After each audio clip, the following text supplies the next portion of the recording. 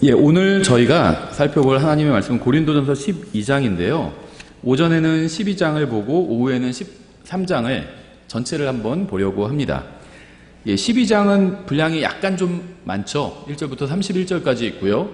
13장은 아시는 것처럼 13절까지 좀 분량은 많지 않습니다. 그래서 오후에는 좀 더 분량이 적은 것을 보고요. 오전에 분량이 좀 더 많은 12장을 전체를 한번 쭉 살펴보도록 하겠습니다.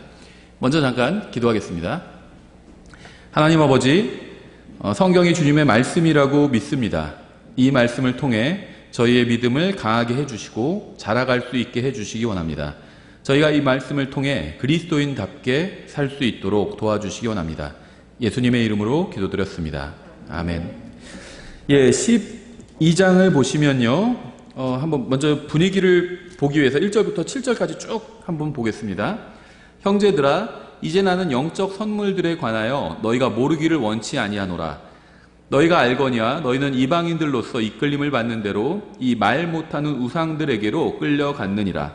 그러므로 내가 너희에게 깨닫게 하노니 하나님의 영으로 말미암아 말하는 자는 아무도 예수님을 저주받은 자라 하지 아니하고 또 성령님으로 말미암지 않고서는 아무도 예수님을 주라고 말할 수 없느니라. 이제 선물은 여러 가지나 성령은 같고 직무는 다르나 주는 같으며 활동은 여러 가지나 모든 것 안에서 모든 것을 행하시는 하나님은 같으시되 각 사람에게 성령의 나타나심을 주신 것은 그것으로 말미암아 모두가 유익을 얻게 하려 하심이라. 여기서 선물이라고 계속 되어 있는데요.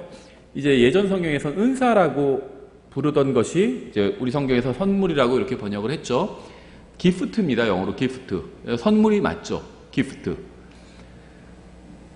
그래서 기프트라고 된 것을 우리 성경에서는요, 거의 대부분은 다 선물이라고 번역했고요. 아마 저도 지금 확인을 못 해봤는데 아마 일부 그 뇌물이라고 번역된 것도 있을 겁니다. 둘 다 기프트예요. 이 선물과 뇌물의 차이가 뭔지 아시죠? 선물은요, 감사하는 마음을 전하기 위해서 주는 것이 선물입니다. 또 고마운 마음을 전하기 위해서 주는 것이 선물이에요. 아니면 사랑한다는 마음을 전하기 위해서 주는 것이 선물입니다. 우리가 하나님께 드리는 선물은 감사하는 마음을 표현하기 위한 것이죠. 하나님께서 우리에게 주신 선물은 사랑하는 마음을 표현하기 위해서 주신 것이죠. 뇌물은요, 사실을 왜곡하기 위해서 주는 겁니다. 그래서 내가 죄가 있는데 내가 죄가 없다고 해달라고 주는 것은 그건 선물이 아니라 뇌물이죠. 사실을 왜곡하기 위해서 주는 게 뇌물이고요. 이 뇌물은 하나님께서 대단히 싫어하시고 불쾌하게 여기시는 겁니다. 잘못된 것이고, 선물은 하나님께서 대단히 기뻐하시는 거예요. 그래서 하나님께서는 우리가 하나님의 선물을 받기를 원하시고요. 또 우리도 하나님께 선물을 드리기를 원하십니다. 하나님께서 우리에게 주신 선물과 우리가 하나님께 드리는 선물이 비교할 수가 없겠죠. 하지만 하나님께서는 그 자체로 기뻐하시는 겁니다. 아마 부모님들은 아실 거예요. 자녀들을 낳아보신 분들은 아실 겁니다. 저도 아이들한테 선물을 이렇게 사주거든요. 종종 생일 때도 사주고 평소에도 사줄 때도 있어요. 근데 아이들도 저에게 선물을 줄 때가 있습니다. 주로 뭐 카드 형식으로 써서 그림을 그려서 주기도 하고 그러는데요. 별거 아니에요. 그러니까는 그냥 돈의 값어치로 따지면, 저도 아주 비싼 걸 사주진 않지만 그래도 아이들이 저에게 주는 것보다는 제가 아이들에게 주는 게 훨씬 비싸요. 훨씬 더 돈이 들어갑니다. 아이들이 저에게 주는 거는 금전적인 가치로는 별로 가치가 없는 거예요. A4 용지나 그냥 그런 데에 막 카드 만들어서 주는 거니까. 그런데요, 거기에 마음을 담아서 주거든요. 뭐 아빠 사랑해요, 그런 말을 써서 줍니다. 그러면은 그게 저한테는 대단히 큰 기쁨을 주는 거죠. 하나님께도 마찬가지라는 겁니다. 하나님께서 뭐가 부족해서 우리에게 무엇인가를 바라시는 분이 아니잖아요. 우리의 마음을 보기 원하시는 겁니다. 우리의 마음을. 우리가 마음을 담아서 드린다면 하나님께서 기쁘게 받으시는 거죠. 또 하나님께서 주시는 선물도 우리가 기쁘게 받아야 되겠죠. 그래서 우리 성경에 선물이라고 되어 있어요. 이게 은사라고 보시면 됩니다. 예전에 우리가 기독교계에서 흔히 하는 은사라는 말이 우리 성경에서 선물이라고 번역이 됐다고 보시면 됩니다. 저는 일단 혼용해서 설교를 하겠습니다. 설교할 땐 선물이라고 주로 하고 은사라고도 하겠습니다.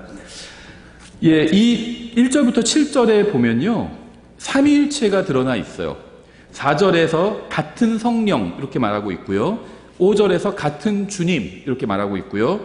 우리 주 예수 그리스도잖아요. 같은 주님.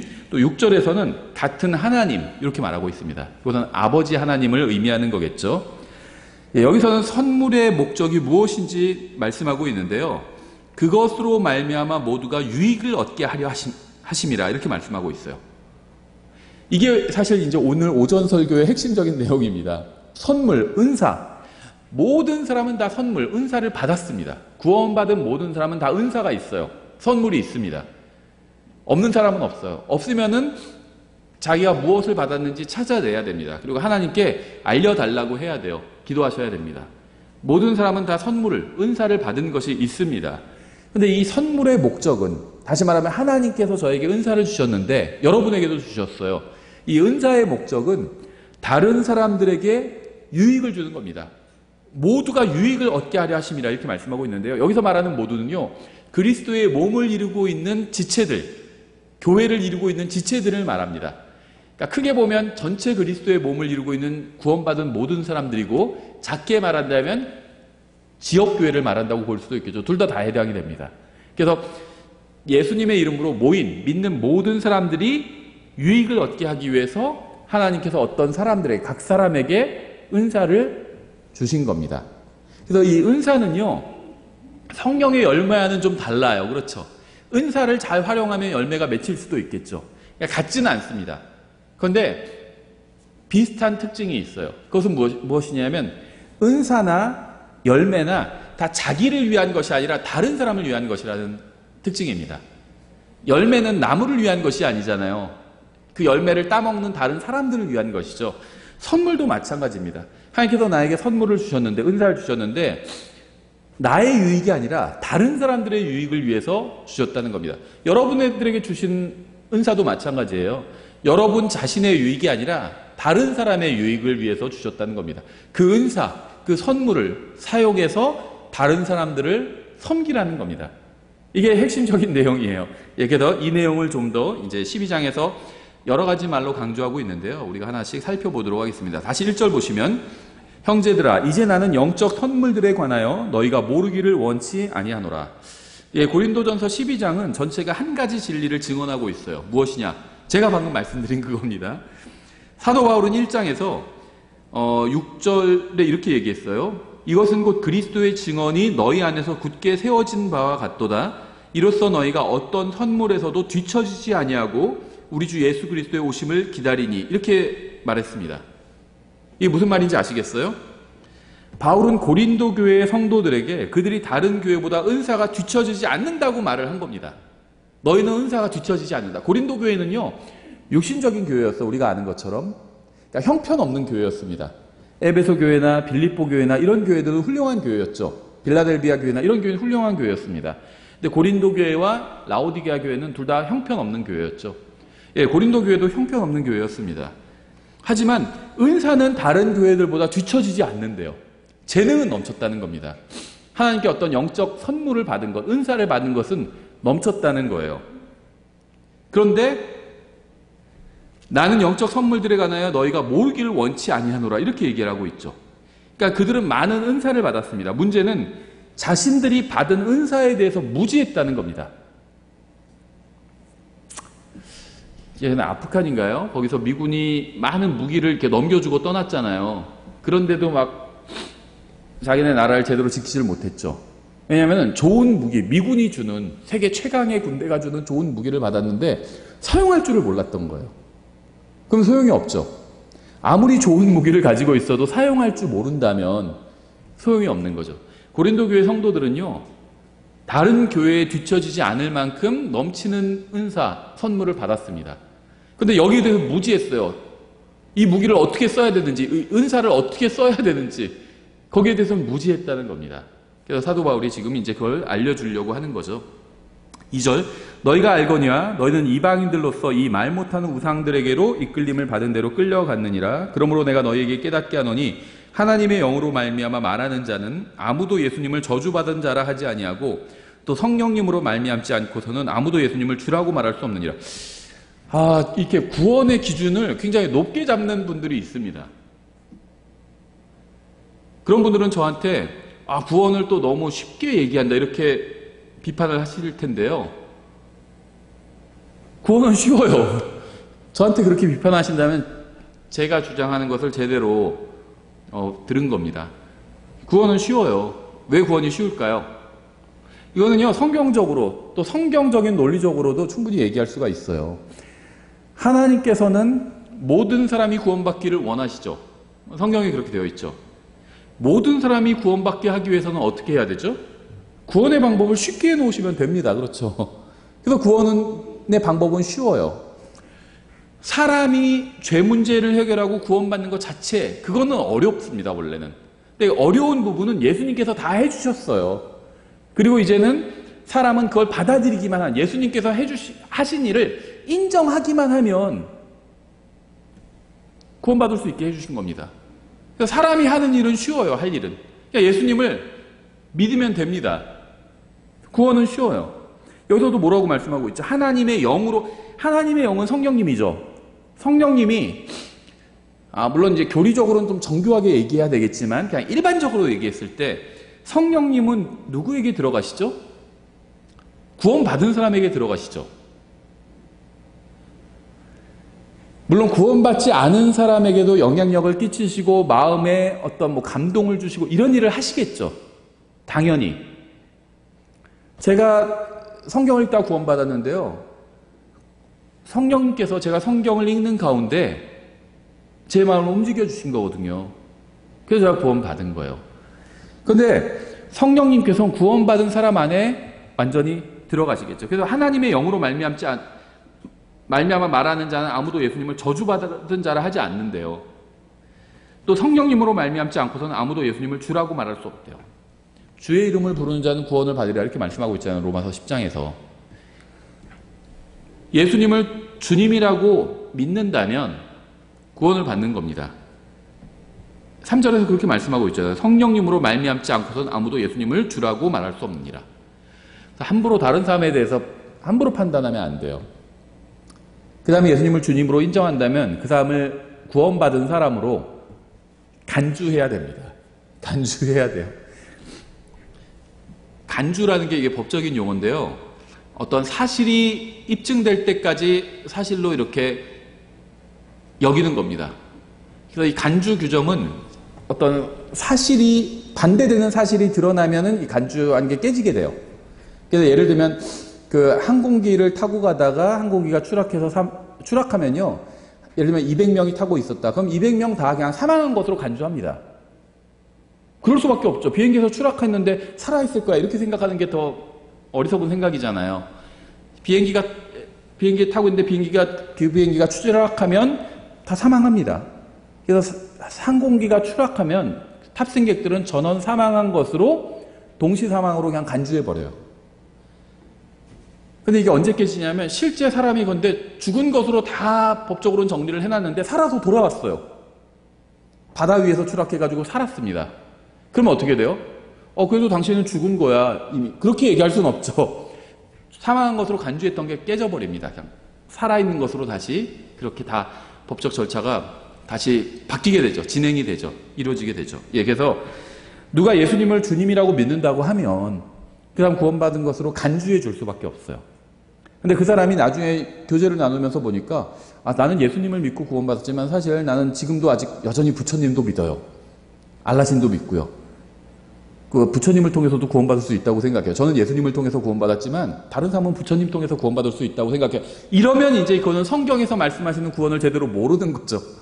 그러면은 간주 규정이 딱 깨지게 돼요. 이 사람은 복음을 모르는구나. 복음을 믿은 게 아닌구나. 구원받지 못했구나. 이렇게 판단할 수 있죠. 하나님의 말씀에 근거해서. 그러기 전까지는 누군가 예수님을 주님으로 믿는다고 하면 구원받았다고 여길 수밖에 없다는 겁니다.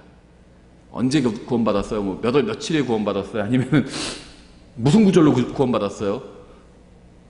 이런 걸 확인하지 않아도 예수님을 주라고 고백한다면 구원받았다고 간주해야 된다는 거예요. 고린도전서 12장 3절 그렇게 말씀하고 있잖아요. 고린도 교회 성도들은요, 구원받기 전에는 우상 숭배하던 사람들이었습니다. 그들이 구원받기 전에 자신들의 영적 상태가 어땠는지 기억한다면 주님 앞에서 겸손해질 수밖에 없겠죠. 전 그래서요, 그리스도인들은 다른 사람의 과거를 너무 따지면 안 된다고 생각합니다.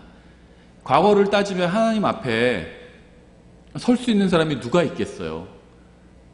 에베소서에서도 우리의 과거에 대해서 말씀하고 있죠. 허물과 죄 가운데 죽어 있었던 사람들이잖아요. 우리는 과거를 따지면요, 하나님 앞에서 설 수 있는 사람이 아무도 없어요. 예, 고린도 교회 성도들도 마찬가지입니다. 그래서 이걸 생각하고 우리가 겸손해져야 됩니다. 고린도 교회 성도들이 공통적으로 가지고 있었던 것이 무엇일까요? 성령님이었습니다. 성령님. 구원받은 사람이라면 누구나 다 성령님께서 안에 내주에 계시죠. 그렇다면 다른 것은 무엇이었을까요? 은사였겠죠. 은사. 선물. 그들은 모두 다 다른 선물을 받았습니다. 그러니까 성령님은 같지만 선물, 은사는 달랐죠. 4절. 이제 선물은 여러 가지나 같은 성령이시고 직무는 다르나 같은 주시며 활동은 여러 가지나 모든 것 안에서 모든 것을 행하시는 같은 하나님이 계시되, 구원받은 사람은 모두 같은 성령님을 받았고 같은 주님을 섬기고 있고 구원받은 모든 사람 안에는 동일하신 하나님께서 일하고 계십니다. 하지만 같은 하나님을 믿고 같은 성령님을 받았다고 해서 같은 선물을 받는 것은 아닙니다. 같은 선물을 받은 사람도 같은 방식으로 또 그 선물을 사용하는 것도 아니죠. 말씀을 가르치는 은사를 받은 사람이 다 똑같은 방식으로 말씀을 가르치는 것은 아니라는 겁니다.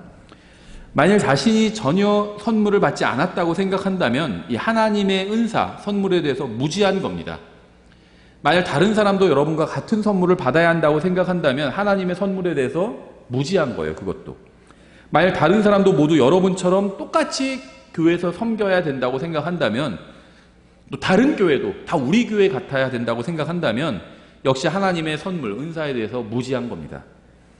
하나님께서는 구원받은 모든 사람에게 주님을 섬길 수 있는 선물을 주셨어요. 우리는 모두 서로 다른 선물을 받았습니다. 우리는 같은 방식으로 주님께서 주신 선물을 사용해야 하는 것은 아닙니다. 모든 지역교회의 주님은 예수 그리스도죠. 모두 같은 주님을 섬기고 있어요. 그런데 모든 지역교회가 같은 방식으로 주님을 섬기는 것은 아니라는 겁니다. 바른 성경을 알리는 데 더 열심인 교회도 있고요. 복음을 전하는 사역에 더 열심인 교회도 있어요. 성경 교리를 가르치는 데 더 열심인 교회도 있습니다. 그럼 전혀 문제가 되지 않아요. 서로 다를 수 있다는 겁니다. 6절. 활동은 여러 가지나 모든 것 안에서 모든 것을 행하시는 같은 하나님이 계시되, 어떤 교회는 성경 공부 주로 합니다. 어떤 교회는 찬양을 많이 합니다. 어떤 교회는 기도회를 많이 합니다. 전도를 많이 하는 교회도 있고요. 하나님을 섬기는 데에는 다양한 방법이 있어요. 다양한 교회가 저마다 다양한 방법으로 주님을 섬기지만 모두 같은 하나님을 섬기고 있는 겁니다. 서로 같은 것을 바라보지 않고 다른 것만 바라본다면 고린도 교회처럼 분열하고 다투게 됩니다. 저 사람은 왜 나랑 다르지? 왜 이렇게 안 하지? 난 이렇게 하는데 왜 저 사람은 이렇게 안 하지? 그렇게 하면 안 된다는 거예요. 서로 다른 걸 인정해 줘야 된다는 겁니다. 저 사람은 다른 선물, 다른 은사를 받았어요. 나와 다른 방식으로 섬기는 겁니다. 고린도 교회 성도들은요, 서로 다른 선물을 받았는데 각자 자기가 받은 선물만을 자랑하면서 상대방을 인정하지 않고 그래서 다툼이 일어났던 겁니다. 그래서 고린도전서의 내용은 이러한 다툼을 책망하는 것으로 가득 차 있죠. 7절. 각 사람에게 성령의 나타나심을 주신 것은 그것으로 말미암아 모두가 유익을 얻게 하려 하심이라. 이 성령의 나타나심, 이게 무엇이냐면요, 이건 하나님께서 주신 선물을 활용하는 것을 의미합니다. 성령님의 열매가 있죠. 또 성령님의 은사, 선물이 있죠. 성령님의 선물이에요. 이 은사가 성령님의 은사라는 겁니다. 이거를 성령님께서 각 사람에게 다 나눠주셨다는 겁니다. 그래서 우리가 은사를 발휘해서 주님을 섬길 때 성령님의 나타나심이 되는 거예요. 성령님이 드러나시는 겁니다. 무엇을 통해서? 우리에게 주신 은사를 우리가 활용해서 주님을 섬길 때 성령님이 나타나신다는 겁니다. 이 말씀을 잘 이해해야 하나님의 선물에 대한 무지에서 탈출할 수가 있어요. 하나님께서 우리에게 선물을 주신 이유는 우리 자신의 유익을 위해서가 아닙니다. 하나님께서 저에게 선물을 주신 이유는 제가 아닌 여러분의 유익을 위해서예요. 마찬가지로 하나님께서 여러분에게 선물을 주신 이유는 여러분이 아닌 또 저의 유익을 위해서입니다. 그래서 우리는 서로 다른 선물을 받았기 때문에 서로가 서로를 섬기며 서로에게 유익을 주어야 합니다. 하나님께서 우리에게 서로 다른 선물을 주신 이유는 서로가 서로를 통해서 부족한 부분을 채우게 하기 위해서예요. 이것이 사실이라면 우리는 교회로 함께 모여서 주님께로부터 받은 선물을 사용해서 서로를 돕고 서로에게 유익을 주어야 합니다. 그래서 제가 그런 말씀을 드린 적이 있죠. 교회 갔더니 어떤 그 교회에 부족한 점이 보이더라. 그런데요, 다 똑같은 어떤 부족한 점을 보게 되는 게 아니에요. 사람마다 서로 다릅니다. 어떤 사람은 이 교회에서 이 점이 부족하다고 그러고 어떤 사람은 저게 부족하다고 그러고 서로 보는 게 달라요. 왜 그럴까요? 하나님께서 서로 다른 걸 보여주셨기 때문입니다. 근데 그 다른 걸 하나님께서 여러분이 어떤 교회에 갔는데 다니기 위해서 갔는데 그 교회의 어떤 부족한 점을 하나님께서 보여주셨다면 그 보여주신 이유는 비판하고 정죄하게 하기 위해서 보여주신 것이 아니라 그 부족한 점을 채우게 하기 위해서 보여주신 거예요. 그래서 아마 저희 교회도 부족한 점이 많아요. 그러니까 아마 여러분마다 보이는 게 다 다를 겁니다. 여러분 각자가 다 보이는 게 다를 거예요. 나에게 보이는 것, 나에게 어떤 우리 교회의 부족한 점이 보이는 것, 그것은요, 하나님께서 그 부분을 채우라고 나에게 보여주신 겁니다. 서로가 서로를 돕게 하기 위해서 불러주신 거예요. 우리가 교회로 함께 모이지 않는다면 제가 받은 선물은 아무 의미가 없어요. 왜냐하면 제가 받은 선물은 저를 위한 것이 아니라 다른 사람을 위한 것이기 때문입니다. 여러분이 교회로 함께 모이지 않는다면 여러분이 받은 선물도 아무 의미가 없습니다. 여러분이 받은 선물도 여러분 자신이 아니라 다른 사람의 유익을 위한 것이기 때문이에요. 여러분이 받은 선물은 그걸 사용해야 돼요. 어디서 사용해야 되냐면 자기 자신한테 사용하는 것이 아니라 다른 사람에게 사용해야 합니다.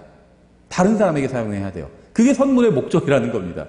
그래서 선물을 모든 구원받은 사람은 선물이 있다고 말씀드렸잖아요. 선물을 받은 사람들, 그러니까 구원받은 사람들은요, 반드시 교회로 모여야 됩니다. 그래야지 그 은사를 발휘할 수가 있어요. 왜냐하면 그 선물을 가지고 자기를 위해서 쓰는 게 아니거든요, 은사는. 다른 사람을 위해서 쓰는 거예요. 다른 사람이 있어야 됩니다. 그래야지 사용할 수가 있어요. 발휘할 수가 있습니다. 각 사람에게 다양한 선물을 주신 목적은 바로 우리 모두가 유익을 얻게 하기 위함입니다. 만일 여러분이 구원받았다면 여러분은 단순히 그 안에 성령님이 내주하시는 것뿐만이 아니라 주님께서 주시는 선물도 받게 됩니다. 선물은 교회의 유익, 다른 사람의 유익을 위한 것이에요. 제가 선물이 있더라도 여러분과 함께 모이지 않으면 여러분에게 유익을 주지 못해요. 또 여러분이 선물이 있어도 저와 함께 있지 않으면 저에게 유익을 주지 못합니다. 만일 여러분이 선물을 받았지만 이기적이라면, 구원은 받았지만 자아중심적이라면 여러분의 선물은 아무에게도 유익을 주지 못하고 제 기능을 하지 못하게 된다는 겁니다. 8절, 어떤 사람에게는 성령을 통하여 지혜의 말씀을, 다른 사람에게는 같은 성령을 통하여 지식의 말씀을, 다른 사람에게는 같은 성령을 통하여 믿음을, 다른 사람에게는 같은 성령을 통하여 병 고치는 선물들을, 다른 사람에게는 기적들 행함을, 다른 사람에게는 대언함을, 다른 사람에게는 영들 분별함을, 다른 사람에게는 여러 종류의 타 언어들을, 다른 사람에게는 타 언어들 통역함을 주셨으나, 교회는 이렇게 서로 다른 선물들이 필요합니다. 교회는 서로 다른 선물을 받은 사람들이 모여야 합니다. 주님 한 분만 있으면 된다는 말을 하는 사람이 있어요. 근데 이 말은요, 그럴듯해 보이지만 대단히 잘못된 말입니다. 교회는 주님과 나만 있어서는 안 돼요. 주님과 나와 다른 선물들을 받은 다양한 사람들이 있어야 합니다. 주님만 있으면 된다고 하는 사람은 성경에 무지한 사람이에요. 주님만 있으면 되면은 왜 다른 사람에게 은사를 왜 주셨겠어요, 주님께서? 그 사람도 있어야 하기 때문에 은사를 주신 겁니다. 그 은사로 그 사람이 교회에서 섬기게 하기 위해서 은사를 주신 거예요. 다른 사람도 있어야 된다는 겁니다. 주님만 있으면 만족한다? 절대 그렇지 않아요. 그럴듯해 보이는 말이지만 성경이 그렇게 되어 있지 않습니다. 다른 사람도 있어야 돼요. 다 있어야 됩니다. 그래서 각자 받은 은사, 선물로 주님을 섬겨야 됩니다. 서로를 섬겨야 돼요. 모든 사람이 지혜의 말씀을 받은 것이 아니고요, 모든 사람이 지식의 말씀을 받은 것도 아닙니다. 이 말씀에 의하면 성령님께서는 믿는 자들에게 모두 동일한 은사를 주신 것이 아님을 알 수 있죠. 모든 사람이 지혜의 말씀을 받은 것이 아닙니다. 모두 같은 성령님을 받았지만 성령님으로부터 같은 은사를 받은 것은 아닙니다. 9절, 다른 사람에게는 같은 성령을 통해 믿음을, 다른 사람에게는 같은 성령을 통하여 병 고치는 선물들을. 우리는 모두 믿음으로 구원을 받았죠. 그런데 우리 중에는요, 믿음이 더 뛰어난 사람들이 있어요. 구원은 받았지만요, 믿음으로 구원받았지만 그리스도인의 삶에 관한 하나님의 말씀을 믿지 않는 사람들도 있습니다. 예수님을 믿고 구원받았지만요. 믿음으로 구원받았지만 또 믿음으로 예수님을 기다리지 않는 사람들도 있어요. 우리가 절망하고 낙심할 때도 여전히 큰 믿음을 가지고 있는 사람들도 있습니다. 어떠한 상황에서도 오직 하나님만 바라보면서 평안을 유지하는 사람들이 있어요. 성령님의 선물은 우리가 마음대로 고를 수 있는 것은 아닙니다. 우리는 오직 주시는 분의 뜻에 따라서 선물을 받았습니다. 우리는 우리가 받지 못한 선물을 달라고 때를 써서는 안 되겠죠. 우리는 그저 성령님의 뜻대로 주신 선물을 활용해서 교회를 섬겨야 합니다. 물론 그 성령님의 선물을 사모하는 것은 좋죠. 때를 쓰는 것과는 좀 다르죠, 이거는. 성령님께는요, 여러 가지 다양한 선물들이 있습니다. 저는 그 중에 하나만 받았을 뿐이죠. 여러분도 다 하나 이상 받았습니다. 어떤 사람은 2개 받은 사람도 있겠지만 적어도 하나씩은 다 받았어요. 하나님께서는 성령님의 모든 선물을 다 저에게 주지는 않으셨습니다. 주님께서는 다양한 사람들에게 서로 다른 다양한 성령님의 은사, 선물을 나눠주셨습니다. 그래서 교회로 함께 모여서 서로가 서로의 부족한 점을 채워주고 서로를 섬기고 함께 주님을 매일을 해야 하는 거죠. 그러니까요, 교회는요, 서로가 서로의 부족한 점을 채워주기 위해서 모인 거예요. 제가 바르게 성장하고 주님을 섬기기 위해서는 여러분의 도움이 필요하고요. 여러분이 바르게 성장하고 또 주님을 제대로 섬기기 위해서는 또 저의 도움이 필요합니다.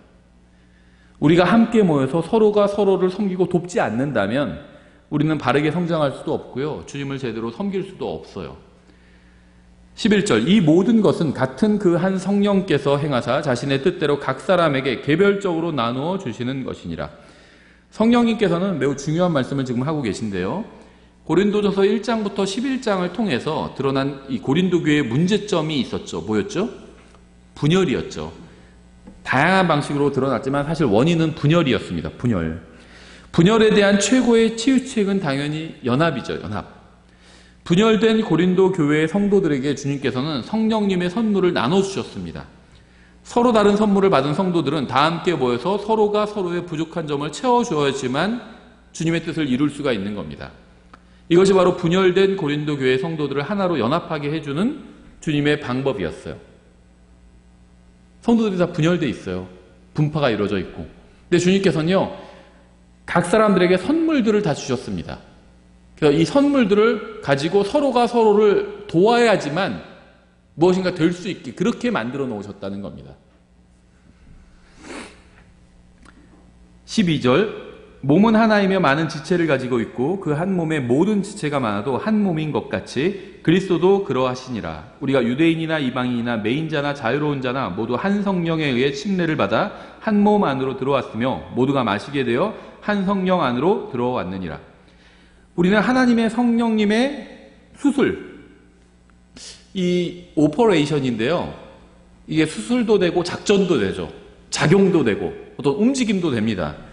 그래서 하나님의 성령님의 이 작용, 수술로 그리스도의 몸 안으로 들어오게 됐습니다. 이걸 뭐 영적 수술이라 이렇게 부르기도 합니다. 수술이란 말이 우리 성경에는 안 나오는데 오퍼레이션이에요. 그 말은 나와요, 성경에. 작전, 작용, 수술 다 되는 거죠. 그러니까 어떤 사람이 하나님의 영적 수술에 의해서 그리스도의 몸 안으로 내가 들어오게 됐습니다. 이렇게 얘기하면요, 성경에 없는 이야기를 하는 게 아니라 이 오퍼레이션 얘기를 하는 거라고 보시면 됩니다. 그리스도의 몸의 지체들은 인간의 몸의 지체들이 그러함과 같이 서로 다른 기능과 재능을 가지고 있습니다. 성령님에 의해서 그리스도의 몸으로 침례를 받고 들어가게 되면, 이 침례라는 말이 잠기다라는 말이에요. 그래서 침례라는 말이 나올 때마다 잠긴다 이렇게 바꿔서 이해하시면 정확합니다.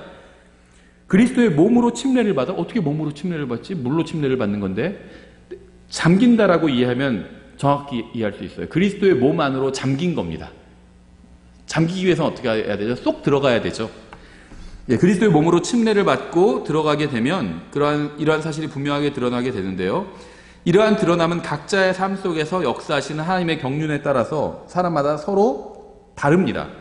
어떤 사람은 타 언어를 하지 못하는 사람도 있어요. 그렇다고 해서 그 사람이 그리스도 안에 있지 않다고 말하거나 성령님께서 그 사람 안에 내주하지 않으신다 이렇게 얘기해서는 안 된다는 겁니다. 지금 하는 말은.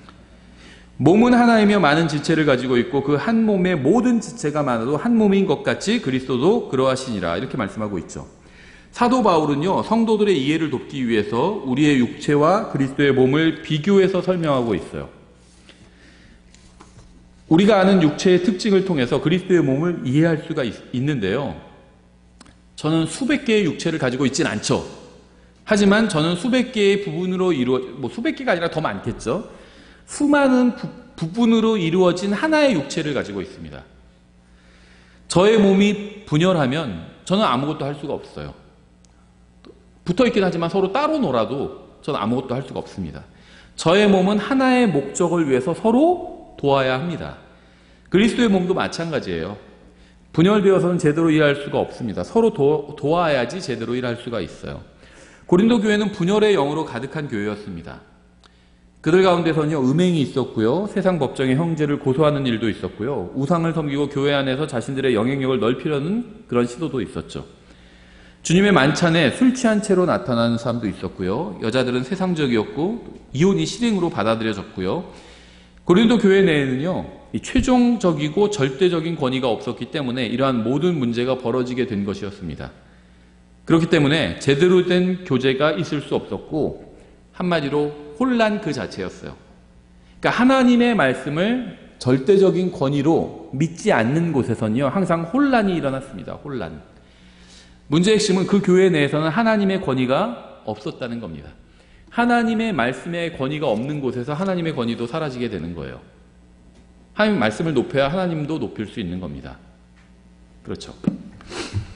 13절, 우리가 유대인이나 이방인이나 매인자나 자유로운 자나 모두 한 성령에 의해 침례를 받아 한 몸 안으로 들어왔으며 모두가 마시게 되어 한 성령 안으로 들어왔느니라. 유대인이나 이방인 같은 인종이나 이 민족적인 정체성이 분열의 이유가 되어서는 안 되죠. 구원받은 사람은 모두 한 몸 안으로 들어와 한 몸을 이루고 있습니다. 로마서 8장 9절도 이렇게 말씀하고 있어요. 그러나 너희 안에 하나님의 영께서 거하시면 너희가 육신 안에 있지 아니하고 성령 안에 있나니, 이게 아이러니죠. 구원받지 않으면요, 제대로 이해할 수가 없어요.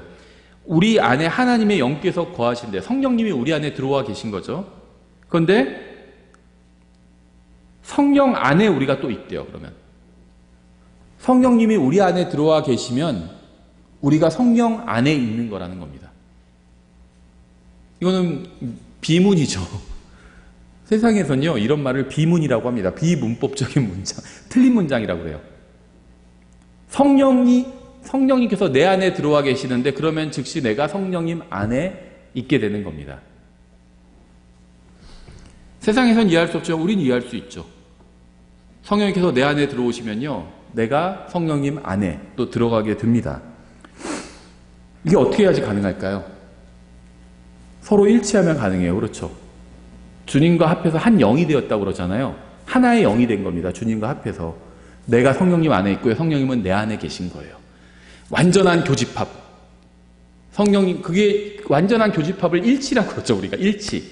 성령님과 내가 일치된 겁니다. 성경에 있는 표현대로 하면 주님과 합해서 한 영이 된 거예요. 구원을 잃어버릴 수가 없는 겁니다. 어떤 분들은 구원을 잃어버릴 수 있다고 그래요. 근데 성령님과 연합해서 하나가 됐는데 어떻게 구원을 잃어버려요? 구원을 잃어버릴 수가 없는 겁니다. 또 골로새서 2장 9절 이렇게 말씀하고 있죠. 그분 안에는 하나님의 신격의 모든 충만이 몸으로 거하고, 그러니까 예수 그리스도를 영접하면 성령님도 영접한 거예요. 왜냐하면 요한일서 5장 7절에 보면 아버지와 아들과 성령님은 하나잖아요. 예수님을 영접하면요, 성령님을 영접한 겁니다. 예수님이 실제로 육체로 내 안에 거하진 않으세요. 예수님이 부활하시고 나서도 육체를 입고 계시죠. 예수님의 육체는요, 하나님의 오른편에 앉아 계십니다. 아버지의 오른편에 앉아 계세요. 근데 예수님의 영, 성령님은 우리 안에, 믿는 사람들 안에 들어와 계시다는 겁니다. 무슨 말이냐면, 그리스도는 영접했지만 성령님은 영접하지 않을 수는 없다는 겁니다. 그리스도를 영접했으면 성령님을 영접한 거예요. 예수님을 받아들였으면 성령님을 받아들인 겁니다. 뭐 당연한 얘기를 왜 하지? 이런 분도 있을 텐데요. 이게 당연한 얘기라고 생각된다면 여러분이 그동안 좋은 교회 다니신 거예요. 은사주의자들은요, 예수님을 영접하고 그 다음에 성령님을 또 따로 영접해야 된다, 이렇게 가르칩니다. 성령님을 영접하는 것이 바로 방언이 터지는 거다, 이런 식으로 가르치는 분도 있어요. 은사주의자들 중에는. 그건 비성경적인 얘기죠. 예수님을 받아들였으면 성령님을 받아들인 거예요. 14절, 몸은 한 지체가 아니요 여러 지체이니라. 만일 발이 이르되 나는 손이 아니니 몸에 속하지 아니한다 하면 이런 이유로 그것이 몸에 속하지 아니하느냐. 저만 그렇게 생각하는지 모르겠는데 제 개인적인 생각으로 제가 가장 재미있을 때가 언제냐면 아이들과 이제 같이 장난칠 때예요. 아이들한테 책을 읽어준다든지 할 때 저는 이제 그냥 읽어주진 않거든요. 이걸 제가 나름대로 각색해서 더 재밌게 읽어주려고 그래요. 아이들 동화책도. 무슨 말이냐면요. 사도 바울이 지금 고린도 교회 성도들을 뭐라고 그랬죠? 영적인 갓난 아이들이라고 얘기하고 있죠. 그래서 다른 어떤 서신과 비교해봐도요. 좀 희한한 표현들이 많이 나와요. 빌립보서나 에베소서는 훨씬 성숙된 표현들이 나옵니다. 에베소서에서는 에베소서 1장에 보시면 기도의 본이 나와요. 어떻게 다른 사람을 위해서 기도해야 되는지, 어떻게 기도해야 되는지가 사도 바울이 샘플로 보여주고 있습니다. 아주 수준 높은 기도예요. 모든 그리스도인들은 그런 식으로 기도해야 됩니다. 근데 고린도전서는요 좀 달라요. 말을 바울이 무엇인가 얘기를 하는데 이걸 뭐 시니컬하다 이렇게 얘기하기는 어려운데요. 약간 들어가 있어요. 그런 것들이 시니컬한 것이. 우리가 오후에 볼 고린도전서 13장도요 좀 그런 부분이 들어가 있습니다. 뭔가 과장해서 얘기하고 있어요. 아이들이랑 얘기할 때 과장해서 얘기할 수밖에 없어요. 사자가 있는데 사자가 어흥 하면서 막 잡아먹으려고 이런 식으로 얘기를 하는 겁니다. 어떤 면에서. 왜 그러냐면요. 생각해 보세요. 말이 안 되는 말을 하고 있어요. 근데 이해는 할 수 있는 얘기예요. 발이 말하기를 나는 손이 아니다. 이렇게 얘기하고 있죠. 굉장히 이상한 표현입니다. 발이 말하는데 나는 손이 아니다. 이렇게 발이 말하고 있대요. 발은요, 손도 아니지만 입도 아니에요. 말할 수가 없어요. 발이 어떻게 말해요? 발이 어떻게 말해요? 제가 아이들이랑 장난칠 때 그러거든요. 발로 아이들 톡톡 치면서 누워서 아이들이 앉아서 놀고 있으면 톡톡 치면서 쳐다보잖아요. 그럼 이렇게 얘기하거든요. 안녕, 나는 아빠 발이야. 이렇게 얘기하거든요. 그 얘기예요. 발이 말하기를 나는 손이 아니다. 이렇게 얘기해요. 말도 안 되는 얘기예요, 이게 지금. 왜 그러냐면 제가 아이들이 막 20살, 30살이 됐는데 그럴 수는 없겠죠. 아직 어리니까 그렇게 저도 장난을 치는 거예요. 지금 그런 식의 얘기를 하는 겁니다. 발이 말하기를 나는 손이 아니다. 이렇게 얘기하고 있어요. 수준을 확 낮춰서 얘기하는 겁니다. 알아듣게. 발은 손도 아니지만 입도 아니에요. 그래서 말할 수가 없습니다. 발은. 하지만 발이 손의 역할을 하려고 하거나 심지어 입의 역할을 하려고 한다면 그 발이 속한 몸은 제대로 된 몸이라고 할 수가 없겠죠. 만일 교회에서 내가 그걸 못하게 하면 난 더 이상 교회 다니지 않을 거야. 15절에서는 이런 식의 말이 터무니없다고 질책하고 있는 거예요. 난 더 이상 그리스도의 몸에 속하고 싶지 않아. 속하고 싶지 않아도 어쩔 수가 없어요. 속해 있습니다. 이미 그 몸의 일부가 되어 있어요. 우리가 그리스도의 몸에서 각자 어떤 역할을 하고 어떤 부분인지 확실히 알지 못한 경우가 있습니다. 그러나 한 가지 분명한 사실은 우리 중 누구도 머리에 해당하는 사람은 없다는 거예요. 머리는 예수님이 맡으셨잖아요. 그래서 우리는 다른 부분을 맡고 있는 거죠. 16절 만일 귀가 이르되 나는 눈이 아니니 몸에 속하지 아니한다 하면 이런 이유로 그것이 몸에 속하지 아니하느냐. 만일 온몸이 눈이면 듣는 곳은 어디냐. 온몸이 듣는 곳이면 냄새 맡는 곳은 어디냐. 그러나 이제 하나님께서 친히 기뻐하시는 대로 지체들을 곧 그것들 각각을 몸 안에 두셨느니라. 온몸이 눈이면 정말 이상한 형체겠죠. 인터넷에서 그런 사진이 돌아다니더라고요. 성경이 말하는 천사의 모습하면서 막 눈이랑 날개가 가득한 어떤 그림, 그런 거 보신 적 있으세요? 그런 게 돌아다니는데요. 그거는 그룹에 대해서 설명하는 거지 천사에 대해서 설명하는 건 아니죠. 그러니까 뭔가 잘 착각해서 그런 그림을 누군가가 그린 것 같아요.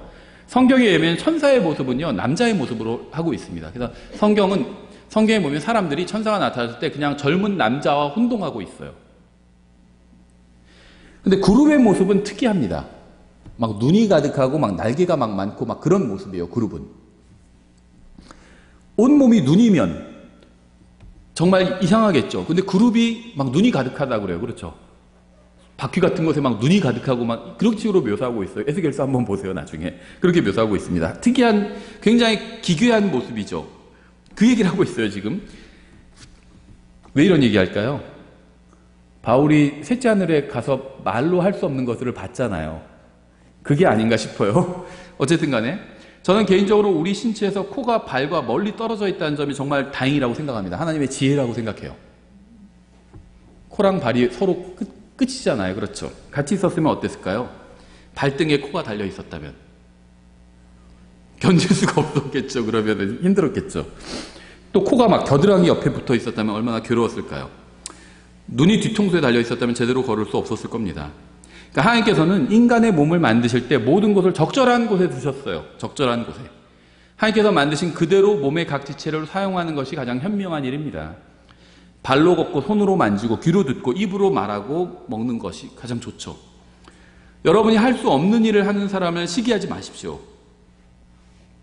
여러분이 갖지 못한 기회를 누리는 사람을 부러워하거나 미워하지 마세요. 여러분에게 없는 재능을 가진 사람을 질투하지 마십시오. 여러분은 결코 여러분이 시기하고 부러워하고 질투하는 사람이 될 수 없습니다. 여러분은 다른 사람이 될 수 없어요. 여러분은 여러분이에요. 여러분 자신. 여러분은 하나님께서 만들어주시는 사람이 될 수 있을 뿐이죠. 다른 사람이 될 수는 없습니다. 하나님께서 여러분에게 주신 재능과 은사를 사용하면 되는 겁니다. 코가 입이 될 수 없다는 거예요. 그냥 코는 코일 뿐이라는 겁니다. 손이 발이 될 수는 없다는 거예요. 손은 손일 뿐입니다. 16절 만일 귀가 이르되 나는 눈이 아니니 몸에 속하지 아니한다면 이런 이유로 그것이 몸에 속하지 아니하느냐. 만일 온몸이 눈이면 듣는 곳은 어디냐. 온몸이 듣는 곳이면 냄새 맡는 곳은 어디냐. 모든 사람이 다 같은 일을 하는 것이 아닙니다. 모두 자신이 받은 선물대로 자기가 맡은 일을 하는 겁니다. 나와 다른 사람을 비난할 이유가 전혀 없어요. 다른 사람이 교회에서 내가 하는 것처럼 하지 못한다고 해서 그 사람을 비난할 이유가 전혀 없습니다. 서로 각자 맡은 일을 하면 되는 겁니다. 모든 사람이 자기가 받은 선물대로 맡은 일을 하면 문제없이 잘 돌아가게 됩니다. 모든 것이 잘 돌아가면 눈에 띄지 않죠. 근데 자기가 맡은 일을 그만두면 그제서야 이제 그게 눈에 띄게 됩니다. 손이 정상일 때는 전혀 눈에 띄지 않아요. 그렇죠. 근데 손가락이 부러지거나 해서 손에 문제가 생기면 그제서야 이제 손이 눈에 띄게 돼요. 손의 귀중함을 알게 되죠. 이것이 바로 지체요, 유기체로서의 몸이 갖는 특징인 겁니다. 19절. 만약 그것들이 다 한 지체라면 몸은 어디 있느냐. 그러나 이제 그것들이 많은 지체이나 그럼에도 오직 한 몸이라. 눈이 손에게 이르기를 나는 내가 필요 없다 하지 못하며 또 머리가 발들에게 이르기를 나는 너희가 필요 없다 하지 못하리라. 아주 수준을 낮춰서 얘기하고 있는 거예요, 바울이. 여러분의 모든 부분은 서로가 서로를 필요로 합니다. 이것이 마치 우리가 서로가 서로를 필요로 하는 것과 같다. 이 얘기를 하고 있는 거죠. 서로가 서로에게 의지하고 있어요. 그렇죠.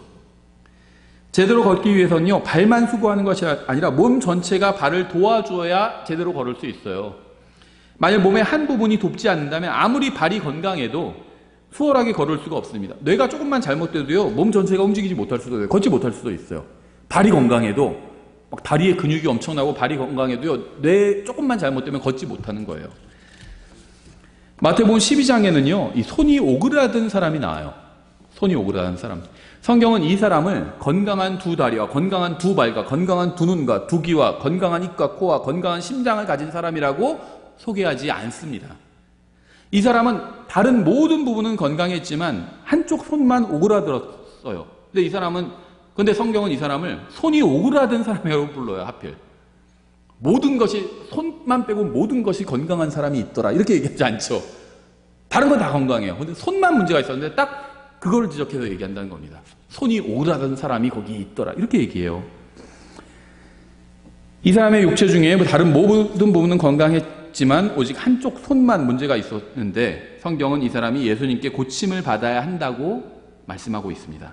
마찬가지로 그리스도의 몸에서 지체 하나가 부족하면 온몸이 부족한 것이고요. 바로잡힐 필요가 있는 겁니다.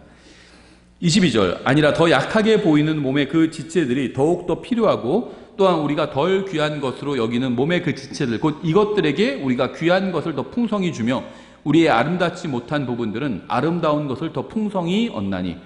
우리는 몸의 건강한 부분이 아니라 건강하지 않은 부분에 더 많은 시간을 들여서 돌봅니다. 손이 다 괜찮은데 발만 조금 아파요. 그러면 어디에 시간을 들이죠? 발에 들이죠. 계속 다시 거기 한번 보고 닦아내고 다시 소독도 하고 치료받으러 발에 시간을 들입니다. 그 아픈 부분에. 그렇죠. 그 얘기를 하고 있는 거예요. 건강하지 않은 부분 하나가 몸 전체에 고통을 주고 제대로 움직이지 못하게 할 수 있기 때문이죠. 몸의 작은 부분이라고 해서 무시할 수 있는 것은 아무것도 없습니다. 우리가 뒤에서도 보겠지만요. 은사는, 선물은 더 나은 선물이 있어요. 등급이 있어요. 그런데 주의할 게 뭐냐면 그 선물을 받은 사람들은 등급이 없습니다.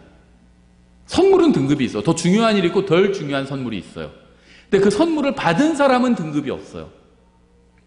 그 얘기를 하고 있는 거예요. 지금 여기서. 더 귀한, 그러니까 덜 귀한 것으로 여겨지는 것도 사실은 다 필요하다는 겁니다. 머리카락이 하는 일이 제일 적겠죠. 생각해서 이 머리카락과 코 중에서 선택하라면 뭘 선택하시겠어요? 아니, 코를 선택해야죠. 그렇죠. 코가 없으면 안 되잖아요. 머리카락은 물론 머리카락도 없으면 안 되지만 없어도 살잖아요. 다 사라져요. 형제님들 다 알아지게 될 겁니다. 이게 사라져요. 근데 코가 없으면 안 돼요. 코는. 근데 머리카락이 이왕이면 있는 게 좋죠. 마찬가지예요. 필요 없는 부분은 없어요. 다 필요합니다. 그렇죠. 모든 지체가 다 중요합니다. 교회 지체들 중에 중요하지 않은 지체는 없어요. 은사는 더 좋은 은사가 있습니다. 그걸 제가 나중에는 말씀드릴게요. 은사는 등급이 있어요. 근데 지체는 등급이 없다는 겁니다. 손이 유용하고 손에 비해서 귀는 별로 유용하지 않고 귀는 없어도 돼. 이러지 않잖아요. 귀도 있어야 돼요. 다 중요해요. 똑같이 다 중요해요.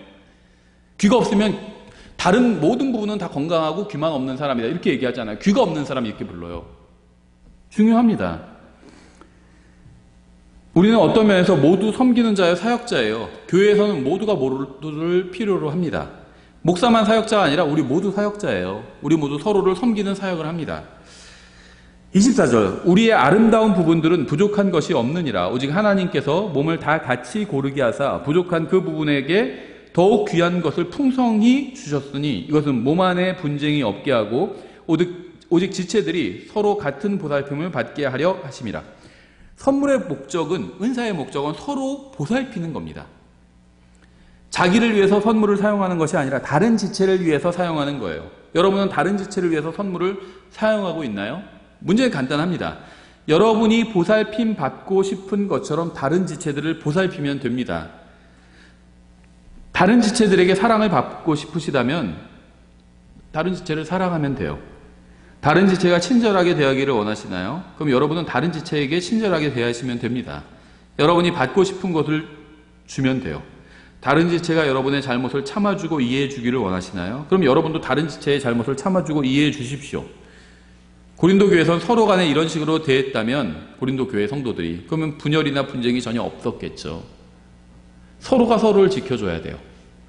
그래서 진정한 영적 성장에 대해서 제가 말씀드린 적이 있죠. 저는 예전에요, 영적 성장이라고 하면 내가 하나님의 어떤 말씀을 알아가고 또 하나님을 닮아가고 이런 것만 생각했어요. 근데 그렇게만 알고 있다면 절반만 알고 있는 거예요. 구원받은 사람들은 다 한 몸을 이루고 있잖아요. 손만 막 계속 자라가면 좋은 걸까요? 아이들이 있는데 골고루 다 자라야 되죠. 손도 자라고 발도 자라고 몸도 자라고 머리도 자라고 다 자라야 됩니다. 손만 자란다면 어떻게 될까요? 다른 곳은 다 작고 손만 커져요. 문제가 있는 거죠. 나 혼자 영적으로 성장하는 건 영적 성장이 아닐 수 있다는 겁니다. 왜냐하면 우리는 한 몸으로 묶여 있어요. 한 몸으로 묶여 있습니다. 다 같이 성장해야 돼요. 그래서 나도 성장해야 되지만 다른 옆에 사람이 성장할 수 있도록 도와줘야 됩니다. 다 같이 성장해야 돼요. 이게 진정한 영적 성장이에요. 나 혼자만 성장하는 건요, 손만 자라는 것 같아요. 발만 큰 것만 같습니다. 키는 150인데 밥은 막 300을 신어요, 신발. 멋있지 않죠, 그러면? 되게 이상하죠? 그럴 수 있다는 거예요. 나 혼자만 자라가면. 다 같이 자라가야 됩니다. 그래서 우리가 말씀의 사역을 하는 거예요. 서로 희생해서 다른 사람을 또 섬기고 돕는 거고, 교회로. 함께 교회로 자기 혼자 하나님 알아가고 그게 성장하면요, 교회 안 나오고 혼자만 성경 공부해도 될 수 있어요. 그리고 혼자 성경 공부하고 그 말씀 또 실천하면 되잖아요.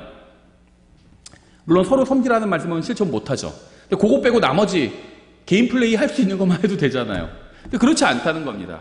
나 혼자 성장하는 거는 성장이 아니에요. 다 같이 성장해야 돼요. 다 같이.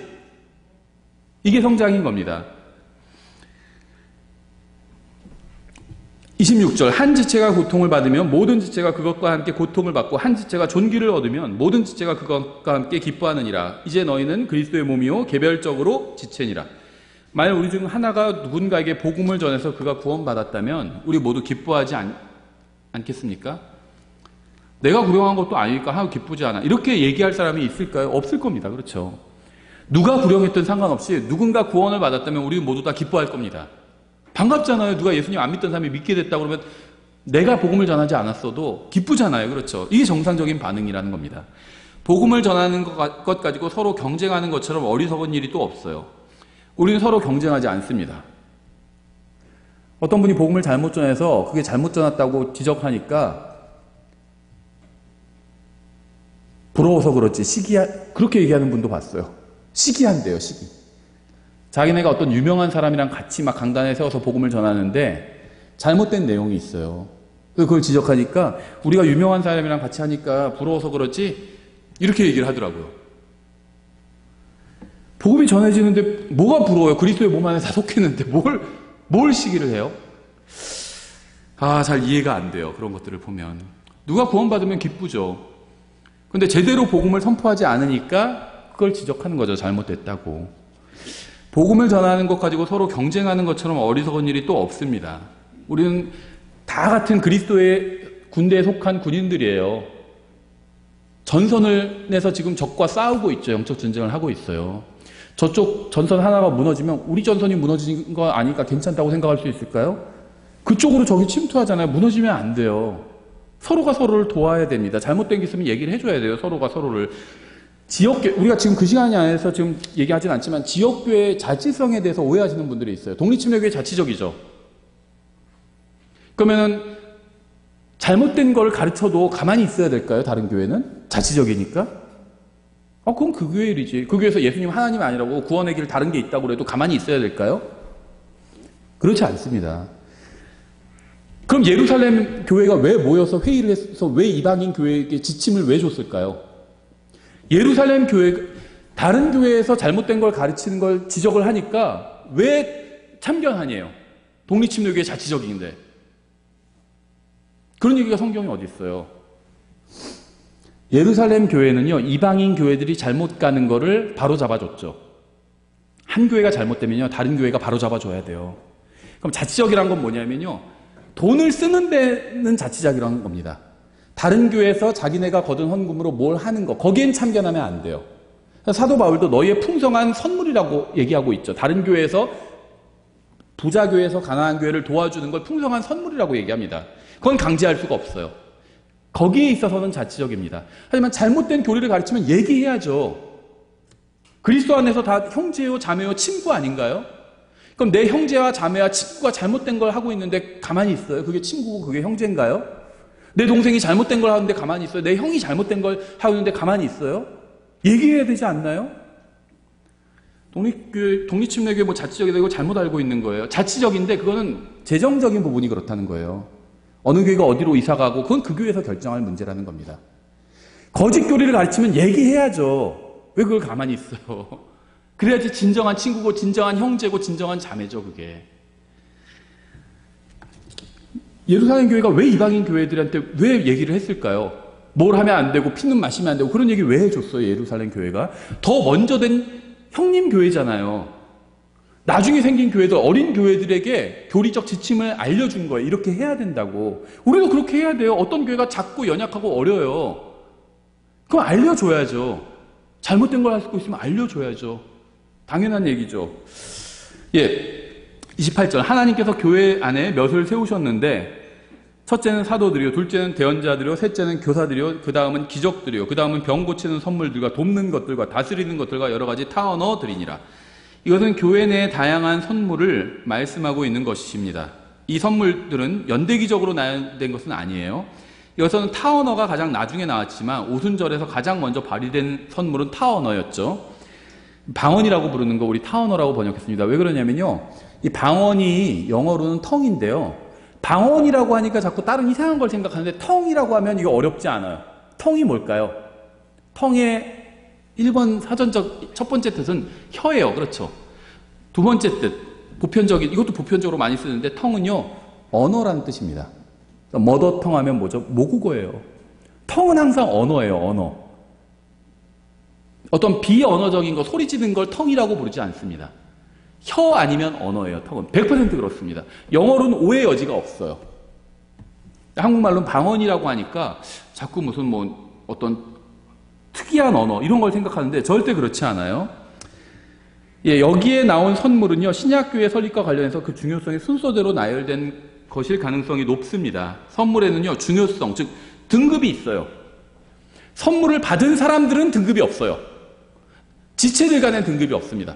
코랑 귀랑 눈 중에 뭐가 더 중요하냐? 둘 다 중요하죠. 다 있어야 돼요. 없으면 안 됩니다. 그런데 선물, 은사에는 등급이 있다는 겁니다. 가장 좋은 은사가 있어요. 31절에 나오죠. 오직 가장 좋은 선물들을 간절히 삼으라. 가장 좋은 선물이 있어요. 그 다음 선물이 있고 등급이 있다는 겁니다. 하나님의 목적에 의하면 모든 선물이 다 같은 중요성을 가지고 있는 것은 아닙니다. 더 나은 선물이 있어요. 어떤 선물은 초대교회만 주셨고요. 병 고치는 선물, 그러니까 타원어 선물 이런 건 초대교회만 주셨죠. 그 다음 없었습니다. 오랫동안. 28절 하나님께서 교회 안에 몇을 세우셨는데 첫째는 사도들이요, 둘째는 대언자들이요, 셋째는 교사들이요, 그 다음은 기적들이요, 그 다음은 병 고치는 선물들과 돕는 것들과 다스리는 것들과 여러 가지 타원어들이니라. 모두 사도이겠느냐, 모두 대언자이겠느냐, 모두 교사이겠느냐, 모두 기적을 행하는 자이겠느냐, 모두 병 고치는 선물들을 가졌겠느냐. 다 여기 질문이 계속 나오죠. 다 아니라입니다. 답은 그렇죠. 아니다. 모두 병 고치겠느냐? 아니다. 모두 교사이겠느냐? 아니다. 모두 사도이겠느냐? 아니다. 다 아니다예요. 그런데 모두 타원어들로 말하겠느냐 하면 여기서는 은사주의자들은 예스라고 합니다. 그렇다. 이건 지금 이 문맥을 이해하지 못한 거죠. 여기서 지금 28절부터 30절까지 질문이 여러 개가 나오는데요. 모든 질문에 대한 답은 다 아니다입니다. 아니다.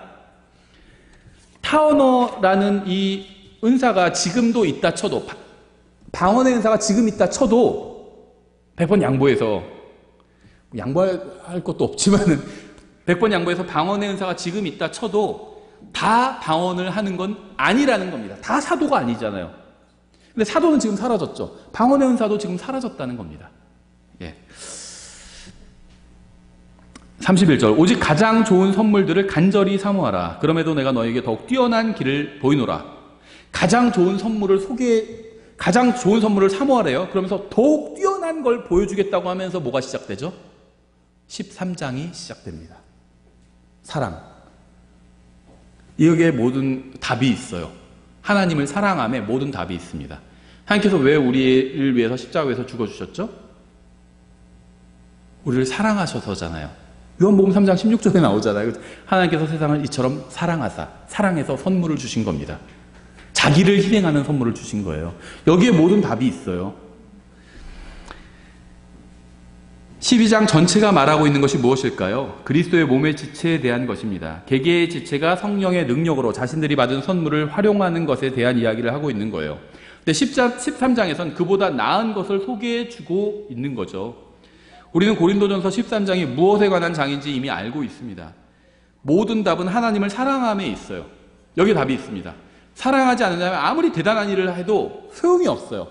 아무리 설교를 잘해도 사람들, 혼들을 사랑하지 않는다면 소용이 없습니다.